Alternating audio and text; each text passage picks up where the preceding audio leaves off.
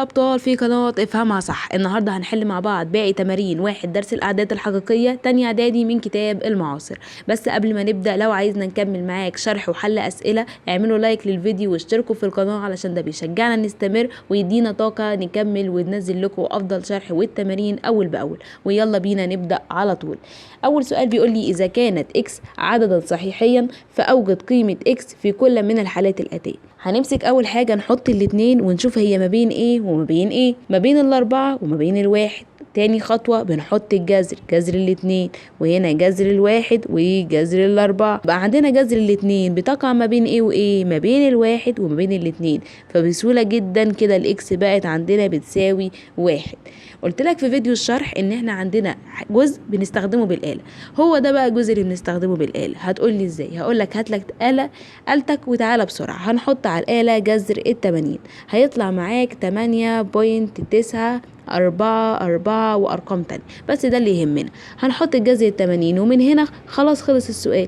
احنا اكتشفنا ان جذر التمانين بيساوي دوت، يبقى جذر التمانين دي اقل من ايه؟ اقل من يعني التسعة بقت اكبر من جذر التمانين. طب وهي اكبر، جذر التمانين دي اكبر من ايه؟ اكبر من التمانية.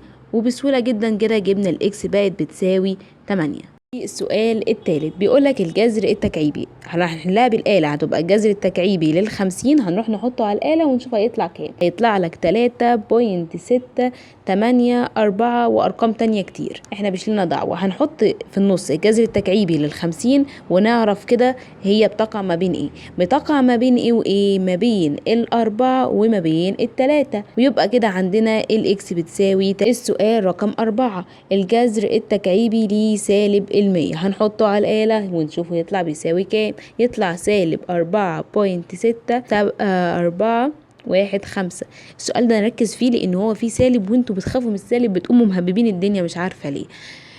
هنحط في النص، يبقى كده عندنا الجذر التكعيبي لسالب 100 بيقع ما بين ايه وما بين ايه؟ ما بين السالب 4 هنا والسالب 5 هنا. يبقى كده الاكس بقت بتساوي سالب 5. ندخل في سؤال 6 وهو بيقول لي اوجد قيمة ان الصحيحة التي تحقق الجزء ده، ان جذر 17 يكون اقل من ان زائد 1 واكبر من ان، ثم اوجد قيمة تقريبية لاقرب جزء من 10 للعدد اللي هو جذر 17 وعين موقعه التقريبي على خط الاعداد.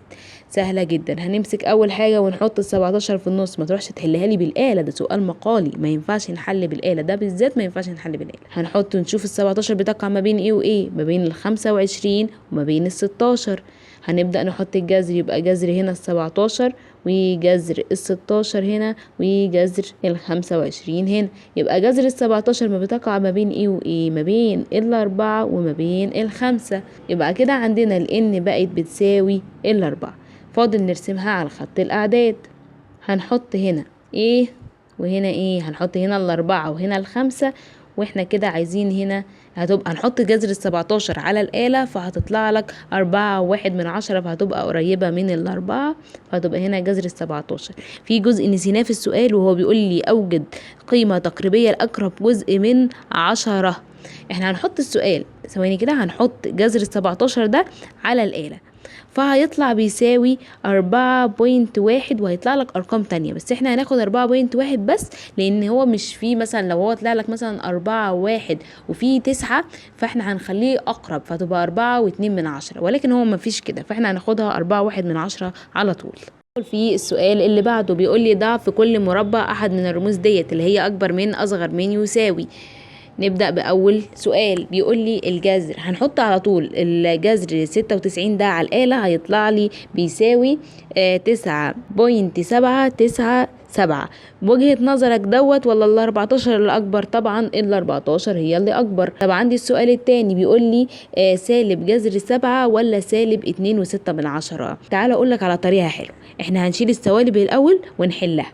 تعال نشوف ان جذر 7 ديت بيساوي ايه. هيطلع لك بيساوي 2.645. طب انا لو انا لسه شايل السوالب حتى الان، ده اكبر ولا ال2.6 اكبر؟ هتقولي طبعا ده اللي اكبر. هقول لك خلاص هنعمل العكس في السالب، يعني يبقى ايه بقى؟ ده هو اللي اكبر. نخش في السؤال الثالث بيقول لي الجذر التكعيبي لل25 اللي هو بيساوي 2.92 وجذر التسعة اللي هو التلاتة. يبقى مين اللي أكبر؟ طبعا التلاتة اللي أكبر، يبقى جذر التسعة اللي أكبر.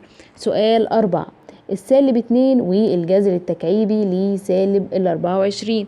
جذر التكعيبي لسالب 24 هيطلع لي بيساوي سالب 2.88.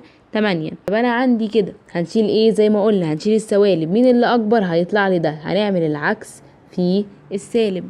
طب عندنا سؤال 5، 1 ناقص جذر الاتنين، حطه على الآلة كده وشوف هيطلع لك كام. هيطلع لك سالب سالب 0.414 وهكذا.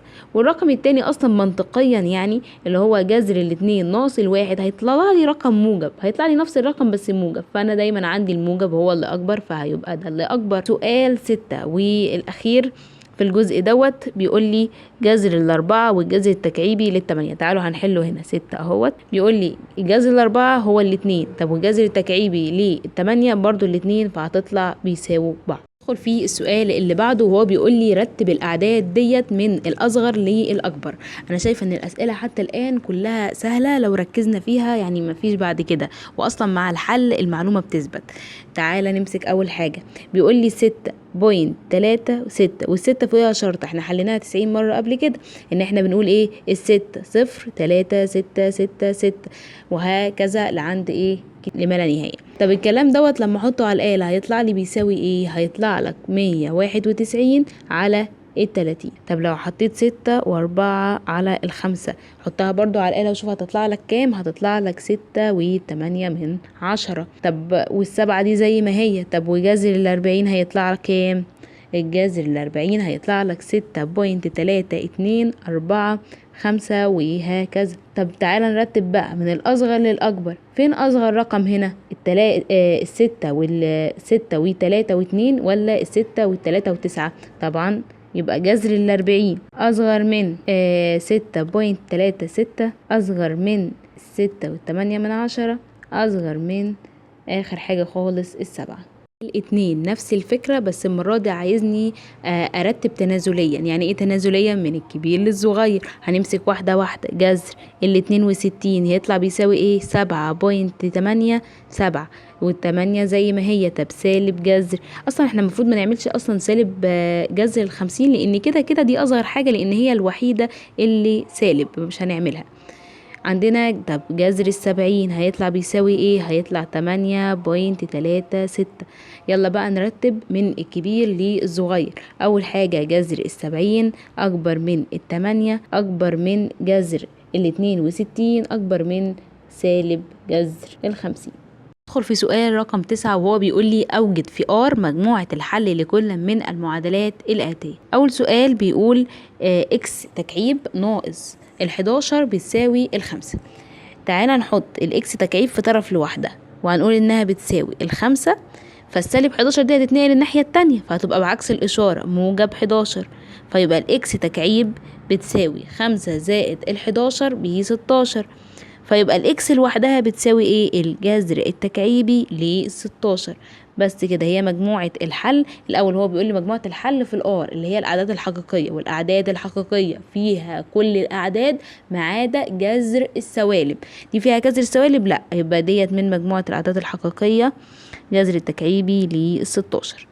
السؤال التاني 2 اكس تكعيب زائد 13 بتساوي 67. نفس الفكرة، بس هنحط الاتنين اكس تكعيب هنا وال67 في مكانها، وهنعكس السالب الموجب 13 هتتنقل الناحية التانية هتبقى بالسالب 13. 2 اكس تكعيب 67 ناقص 13 هيطلع لك 54. هنقسم على الاتنين هيبقى الاكس تكعيب بتساوي 7 و20. يبقى عندنا الاكس بس، يبقى جذر التكعيبي ل27 يبقى بتساوي 3. يبقى مجموعة الحل بتساوي 3. نخش في سؤال رقم 3. 2 على 3 اكس تربيع بتساوي 4 على 15. عايزين نجيب الاكس تربيع لوحدها، يبقى هنقسم على الاتنين على 3 فهتطلع بتساوي، طبعا انا مش عارف تقسم بدماغك، هتقسم على الآلة عادي جدا. انت بقيت خلاص في تانية اعدادي بتستخدم آلة، فاستخدم الآلة علشان ما تغلطش. بتساوي الاتنين على 5، فالاكس تطلع بتساوي موجب وسالب جذر الاتنين على الخمسة. يبقى مجموعة الحل بتساوي ايه؟ سالب جذر الاتنين على الخمسة، جذر عليهم كلهم والجذر على دي برضو كلها، جذر على كله. هنحط التلاتة اكس تربيع لوحدها هتطلع بتساوي السالب 13 في مكانها، السالب واحد هيتنقل الناحية التانية هيبقى زائد الواحد، يبقى 3 اكس تربيع بتساوي سالب 13 زائد الواحد هيطلع بيساوي سالب 12. هنقسم هنا على التلاتة وهنقسم هنا على التلاتة، يبقى عندنا الاكس تربيع بتساوي سالب 12 على التلاتة بسالب 4، يبقى الاكس بتساوي موجب وسالب ثواني هتطلع بتساوي جذر السالب 4، وده مش موجود في الأعداد الحقيقية، فمجموعة الحل تطلع فاي. السؤال رقم 5. تعالى هنحط النص اكس تربيع في طرف لوحدها ونقول ان هي بتساوي هنا الصفر على في مكانه عادي، السالب 5 هتتنقل الناحية التانية زائد 5، يبقى نص اكس تربيع بتساوي الخمسة. يبقى الاكس تربيع لوحدها بتساوي كام؟ هنقسم هنا على النص وهنقسم هنا على النص، فهتطلع بتساوي الاكس تربيع ب10، فتبقى الاكس لوحدها موجب وسالب جذر ال10. ده موجود في الأعداد الحقيقية؟ موجود. يبقى هتساوي ايه؟ جذر ال10 وسالب جذر ال10. سؤال رقم 6 بيقول لي 2 على الاكس تكعيب زائد الخمسة بتساوي 21.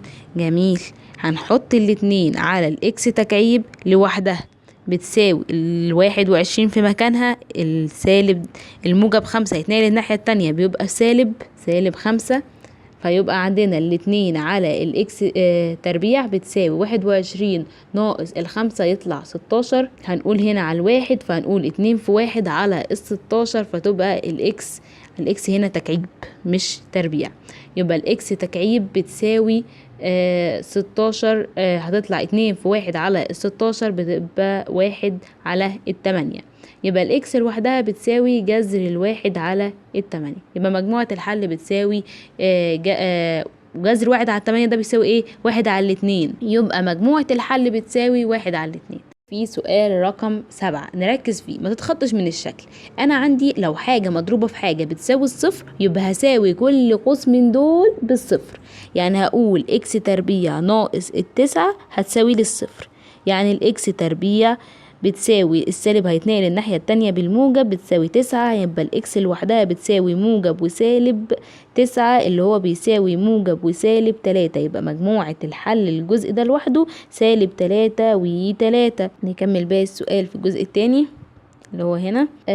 نبدأ برضو هنساوي التاني برضو بنفس الكلام بالصفر، يبقى اكس تكعيب ناقص الخمسة بتساوي صفر، يبقى الاكس تكعيب بتساوي 5، يبقى الاكس بس بتساوي ايه؟ الجذر التكعيبي للخمسة. يبقى مجموعة الحل للسؤال كله سالب 3 والتلاتة والجذر التكعيبي للخمسة كلهم في قوس مجموعة. سؤال رقم 8. سؤال رقم 8 ده انا عايزه احط كل الاكسات في طرف لوحدها وكل الارقام في طرف لوحدها. تعال نشوف هنعمل ايه.